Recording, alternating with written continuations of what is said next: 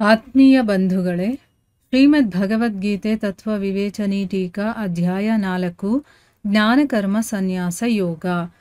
ಇದರಿಂದ ನಾವು 29 ಮತ್ತು 30ನೇ ಶ್ಲೋಕವನ್ನು ತಿಳ್ಕೊಳ್ತಾ ಇದ್ವಿ. ಓದ ಭಾಗದಲ್ಲಿ ಜುಹ್ವತಿ ಅನ್ನುವಂಥ ಪದಪ್ರಯೋಗ ಯಾಕೆ ಮಾಡಿದ್ದಾರೆ ಅನ್ನೋದ್ರ ಬಗ್ಗೆ ತಿಳ್ಕೊಂಡ್ವಿ. ಯಾಕೆ ಅಂತಂದರೆ ಅದನ್ನು ಕೂಡ ಅಂತಂದರೆ ಪ್ರಾಣಾಯಾಮವನ್ನು ಕೂಡ ಯಜ್ಞದ ಹಾಗೆ ಅಂತ ಹೇಳೋದಕ್ಕೋಸ್ಕರ ಇಲ್ಲಿ ಜುಹ್ವತಿ ಅಂದರೆ ಪ್ರಾಣವನ್ನು ಪ್ರಾಣದಲ್ಲೇ ಆಹುತಿ ಮಾಡ್ತಾರೆ ಅಂತ ಹೇಳ್ತಾರಲ್ಲ, ಆ ಆಹುತಿ ಮಾಡೋದು ಅನ್ನೋದು ಹೇಳೋದಕ್ಕೋಸ್ಕರ. ಅಂದರೆ ಪ್ರಾಣಾಯಾಮದ ಸಾಧನೆ ಕೂಡ ಯಜ್ಞಾನೇ ಆಗಿದೆ. ಯಾವಾಗ ನಾವು ಅದನ್ನು ಆಸಕ್ತಿ ಮಮತೆ ಫಲಾಪೇಚ್ಛೆ ಇಲ್ಲದೆ ಭಗವಂತನ ಪ್ರಾಪ್ತಿಗೋಸ್ಕರ ಮಾಡ್ತೀವಲ್ವ, ಆಗ ನಾವು ಭಗವಂತನನ್ನು ಪಡಿಬಹುದು. ಅದಕ್ಕೋಸ್ಕರ ಇಲ್ಲಿ ಜುಹ್ವತಿ ಅನ್ನುವಂಥ ಪದಪ್ರಯೋಗ ಮಾಡಿದ್ದಾರೆ ಅನ್ನೋದನ್ನ ತಿಳ್ಕೊಂಡ್ವಿ. ಈಗ ಪ್ರಶ್ನೆ ಏನು ಅಂತಂದರೆ, ಅಪಾನ ವಾಯುವಿನಲ್ಲಿ ಪ್ರಾಣವಾಯುವನ್ನು ಹವನ ಮಾಡೋದು ಅಂತಂದರೆ ಏನು? ನಮಗೆ ಗೊತ್ತಿಲ್ಲ ನೋಡಿ, ಅಪಾನ ವಾಯು ಪ್ರಾಣವಾಯು ಅಂದರೆ ಯಾವುದು ಏನು ಅಂತ. ಪ್ರಾಣಾಯಾಮ ಮಾಡೋರಿಗೆ ಅದ್ರ ಬಗ್ಗೆ ಡೀಟೇಲ್ ಆಗಿ ಗೊತ್ತಿರೋರಿಗೆ ಇದೆಲ್ಲ ವಿಷಯ ಗೊತ್ತಿರತ್ತೆ. ಸೊ ಇಲ್ಲಿ ಅಪಾನ ವಾಯುವಿನಲ್ಲಿ ಪ್ರಾಣವಾಯುವನ್ನು ಹವನ ಮಾಡೋದು ಅಂತಂದರೆ ಏನು ಅಂತ ಪ್ರಶ್ನೆ ಕೇಳಿದ್ದಾರೆ. ಉತ್ತರ ಏನು ಅಂತಂದರೆ, ಯೋಗದ ವಿಷಯ ಬಹಳ ದುರ್ವಿಜ್ಞೇಯ ಮತ್ತು ಗಹನವಾಗಿದೆ. ಅಂದರೆ ನಮಗೆ ಅರ್ಥ ಆಗೋದಿಲ್ಲ ಮತ್ತು ತುಂಬ ಆಳವಾಗಿರುವಂಥ ವಿಷಯ ಇದು. ಇದನ್ನು ಅನುಭವಿ ಯೋಗಿ ಜನರು ಮಾತ್ರ ತಿಳ್ಕೊಳ್ತಾರೆ. ಅವರೇ ಇದನ್ನು ಚೆನ್ನಾಗಿ ಎಕ್ಸ್ಪ್ಲೇನ್ ಮಾಡೋದಕ್ಕಾಗತ್ತೆ ಅಂತ ಹೇಳ್ತಾ ಇದ್ದಾರೆ. ನೋಡಿ, ಇಲ್ಲಿ ಟೀಕಾಕಾರರು ಕೂಡ ಅದೇ ವಿಷಯವನ್ನು ಹೇಳಿದ್ದಾರೆ. ಅಂದರೆ ಇದ್ರ ಬಗ್ಗೆ ನಮಗೆ ಮಾತಾಡೋದಕ್ಕೆ ಆಗೋದಿಲ್ಲ.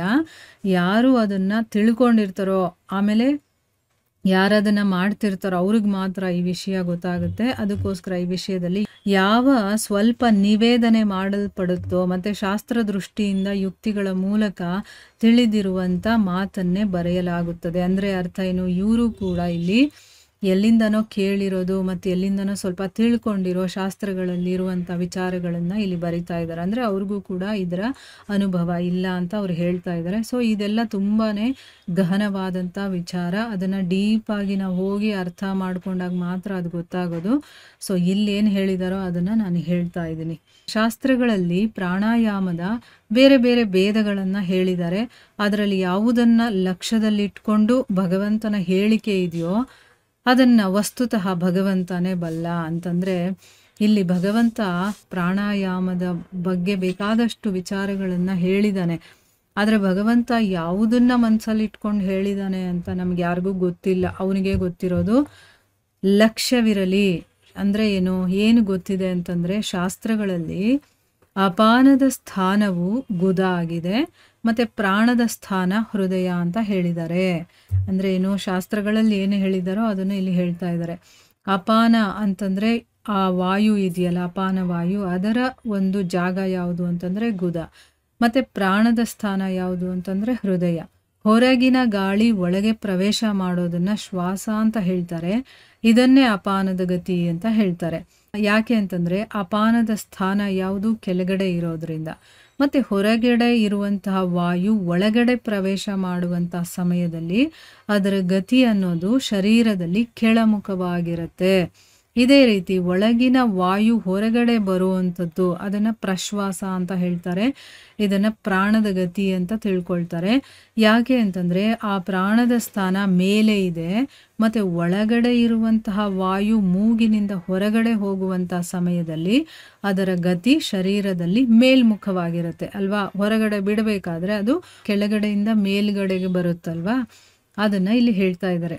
ಮೇಲೆ ಹೇಳಿದಂತಹ ಪ್ರಾಣಾಯಾಮ ರೂಪಿ ಯಜ್ಞದಲ್ಲಿ ಅಗ್ನಿಸ್ಥಾನೀಯವಾಗಿ ಅಪಾನವಾಯು ಇದೆ ಮತ್ತು ಹವಿಸ್ಥಾನೀಯವಾಗಿ ಪ್ರಾಣವಾಯು ಇದೆ. ಅದಕ್ಕೋಸ್ಕರನೇ ಯಾವುದನ್ನು ಪೂರಕ ಪ್ರಾಣಾಯಾಮ ಅಂತ ಹೇಳ್ತಾರೋ ಅದನ್ನೇ ಇಲ್ಲಿ ಅಪಾನ ವಾಯುವಿನಲ್ಲಿ ಪ್ರಾಣವಾಯುವನ್ನು ಹವನ ಮಾಡೋದು ಅಂತ ಹೇಳಿದ್ದಾರೆ. ಯಾಕೆ ಅಂತಂದರೆ ಯಾವಾಗ ಒಬ್ಬ ಸಾಧಕ ಪೂರಕ ಪ್ರಾಣಾಯಾಮವನ್ನು ಮಾಡ್ತಾನೋ ಆಗ ಹೊರಗಿನ ವಾಯುವನ್ನು ಮೂಗಿನಿಂದ ಶರೀರದ ಒಳಗಡೆ ತಗೊಳ್ತಾನೆ. ಆಗ ಅದು ಹೊರಗಿನ ವಾಯು ಹೃದಯದಲ್ಲಿ ಸ್ಥಿತವಾಗಿರುವಂತಹ ಪ್ರಾಣವಾಯುವನ್ನು ಜೊತೆಗೆ ತಗೊಂಡು ನಾಭಿಯ ಮೂಲಕ ಅಪಾನದಲ್ಲಿ ವಿಲೀನವಾಗುತ್ತೆ. ಈ ಸಾಧನೆಯಲ್ಲಿ ಬಾರಿಗೆ ಅಂದರೆ ಮತ್ತೆ ಹೊರಗಡೆ ಇರುವಂಥ ವಾಯುವನ್ನು ಒಳಗಡೆ ತಗೊಂಡು ಅಲ್ಲೇ ತಡ್ಕೊಳ್ತಾನ ಅವನು, ಅದನ್ನು ಮತ್ತೆ ವಾಪಸ್ ಬಿಡಲ್ಲ, ಅಲ್ಲೇ ಅವನು ತಡ್ಕೊಳ್ತಾನಲ್ಲ, ಅದಕ್ಕೋಸ್ಕರ ಇದನ್ನು ಅಭ್ಯಂತರ ಕುಂಭಕ ಅಂತ ಹೇಳ್ತಾರೆ. ಇದು ಎಷ್ಟರ ಮಟ್ಟಿಗೆ ಅರ್ಥ ಆಗಿದೆಯೋ ಗೊತ್ತಿಲ್ಲ, ನನಗಿದು ತುಂಬ ಹೊಸ ವಿಷಯ ಆಗಿರೋದ್ರಿಂದ ಅವರು ಇಲ್ಲೇನು ಹೇಳಿದಾರೋ ಅದನ್ನು ಹೇಳಿದ್ದೀನಿ.